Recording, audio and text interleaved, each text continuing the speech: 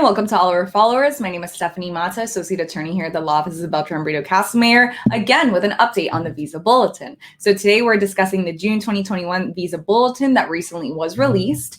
The good thing is there are a lot of numbers. The great thing about this is it seems to be that there's a misconception that immigration is not currently accepting cases. They absolutely are.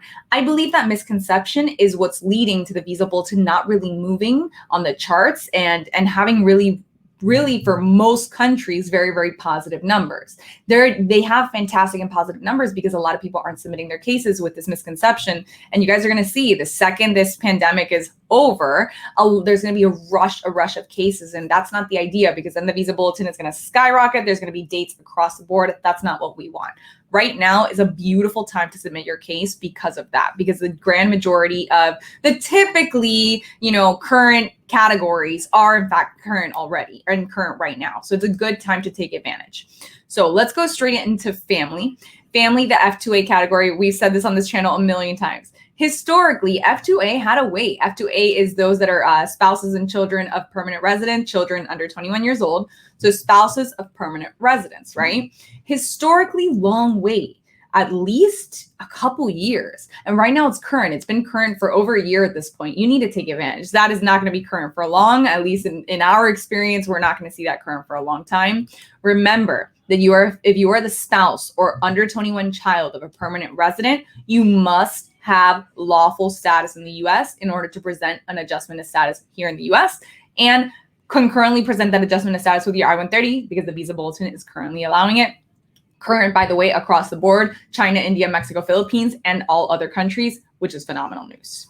The category for F1, which is unmarried sons and daughters of U.S. citizens, that one pretty much the same, no movement, 2014, November. And then the question that I always get, F2B, unmarried sons and daughters of permanent residents, are actually 2015. So there's actually a benefit. There's actually about a year better chances of moving your case along if you are the son and daughter of a permanent resident versus of a U.S. citizen.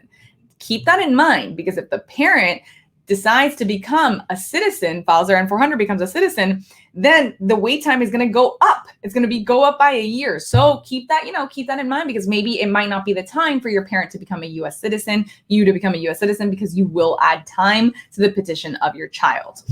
F3, which is married sons and daughters, U.S. citizens, still 2008, and brothers and sisters of U.S. citizens, at least 15, 16 years. Those really, there hasn't been much movement. The critical part of your family base is if you are F2A, file. It is amazing. Let's move on to employment base. Employment base, as I believe it was the same last month. Yes, it was all the same.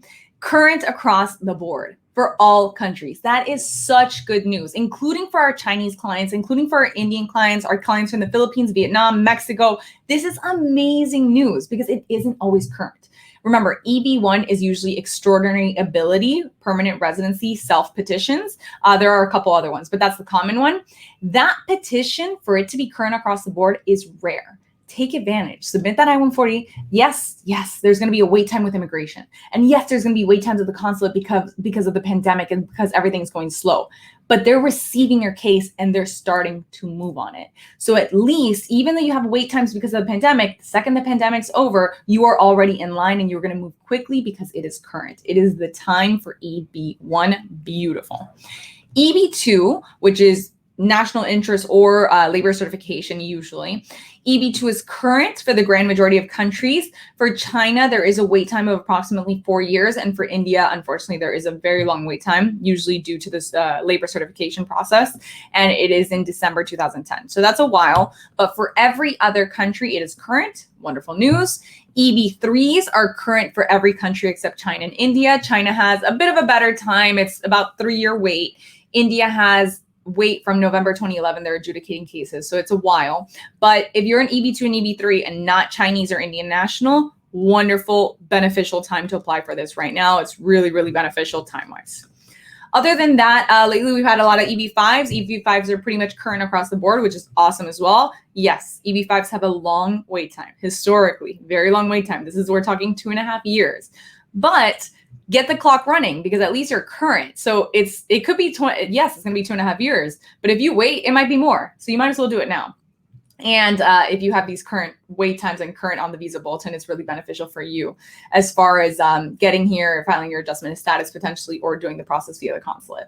Other than that, EB-5, just so you know, Chinese nationals, Vietnam, there is a bit of a longer wait, but for everyone else, it is good. This is the visa bulletin for June 2021. If you have any questions, feel free to always write to us, info@beltranbrito.com. And we will be back next month with the next update. Thank you.